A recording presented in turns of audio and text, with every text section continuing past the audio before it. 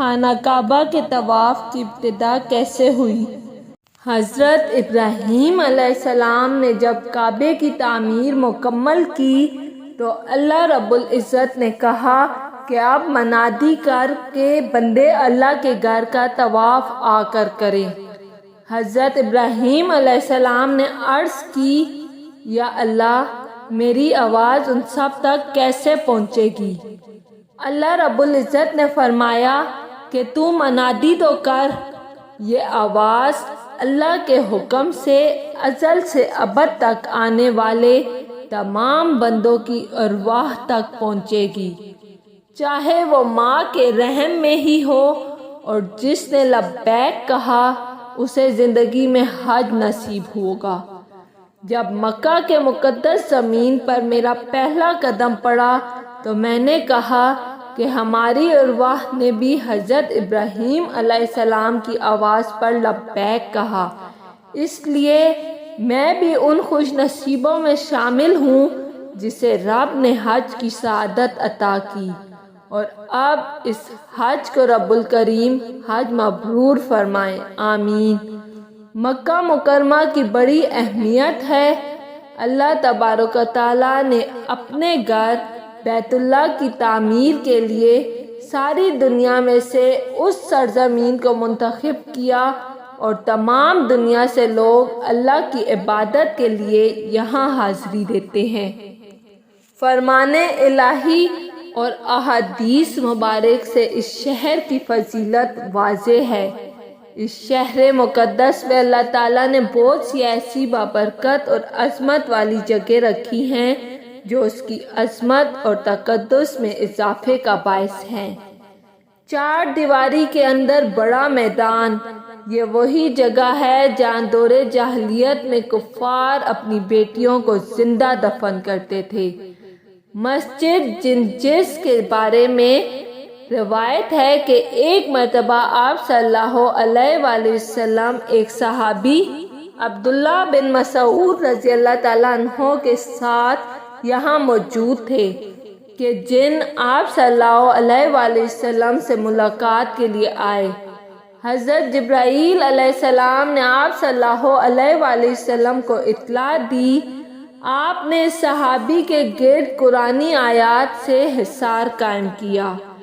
دعا سا ہوا، پھر جن آئے جنہوں نے اسلام قبول کیا۔ ان کے جانے کے بعد اس صحابی نے آپ صلی اللہ علیہ وآلہ وسلم سے حصار کے بارے میں پوچھا تو آپ صلی اللہ علیہ وآلہ وسلم نے فرمایا، جن آئے تھے، میں نے تمہارے گرد حصار اس لیے قائم کیا کہ اگر کوئی شریر ہو تو تمہیں نقصان نہ پہنچائے۔ شجرہ عربی زبان میں درخت کو کہتے ہیں۔ کہا جاتا ہے کہ ایک مرتبہ آپ صلی اللہ علیہ وآلہ وسلم یہاں سے گزر رہے تھے کہ مکہ کے ایک طاقتور پہلوان نے آپ صلی اللہ علیہ وآلہ وسلم کو لڑنے کے لیے چیلنج کیا۔ آپ صلی اللہ علیہ وآلہ وسلم نے اس کے کندھے پر صرف ہاتھ رکھا تو وہ گر گیا۔ 3 مرتبہ ایسا ہی ہوا، لیکن وہ وعدے کے مطابق مسلمان نہیں ہوا، بلکہ کہنے لگا کہ وہ سامنے جو درخت ہے، آپ صلی اللہ علیہ وآلہ وسلم اسے حکم دیں کہ وہ یہاں قریب آئے۔ آپ صلی اللہ علیہ وآلہ وسلم نے اس کو کہا کہ تم خود اس سے کہو، وہ اللہ کے حکم سے یہاں میرے قریب آئے گا۔ اس نے ایسا ہی کیا۔ وہ درخت آپ صلی اللہ علیہ وآلہ وسلم کے سامنے آ گیا۔ پہلوان نے کہا کہ اسے واپس جانے کے لیے کہیں۔ آپ صلی اللہ علیہ وآلہ وسلم نے فرمایا، تم اس سے جانے کے لیے خود کہو، یہ درخت اللہ کے حکم سے واپس اپنی جگہ چلا جائے گا۔ چنانچہ ایسا ہی ہوا۔ سبحان اللہ، یہ معجزہ اللہ نے ہمارے نبی حضرت محمد صلی اللہ علیہ وآلہ وسلم کو عطا فرمایا۔ اس واقعے کی یاد کے مطابق یہاں مسجد شجرہ تعمیر کی گئی۔ مسجد کے بالکل سامنے ہی ایک درخت لگا ہوا ہے۔ جنت الملا حد نظر تک پھیلا یہ قبرستان، جس سے ام المومنین حضرت خدیجہ رضی اللہ تعالیٰ عنہ کا مدفن بھی ہے، آپ صلی اللہ علیہ وآلہ وسلم کے خاندان کے کافی افراد اسی قبرستان میں دفن ہیں۔ جو مکہ پوسٹ آفس کے بالکل سامنے ہے وہ مسجد رائتا ہے۔ رائتا عربی زبان میں جھنڈے کو کہتے ہیں۔ روایت ہے کہ فتح مکہ کے بعد اس جگہ آپ صلی اللہ علیہ وآلہ وسلم نے کفار مکہ کو بلایا اور تاریخی خطاب فرمایا اور پرچم اسلامی لہرایا، ساتھ ہی کفار مکہ کے لیے عام معافی کا بھی اعلان کیا۔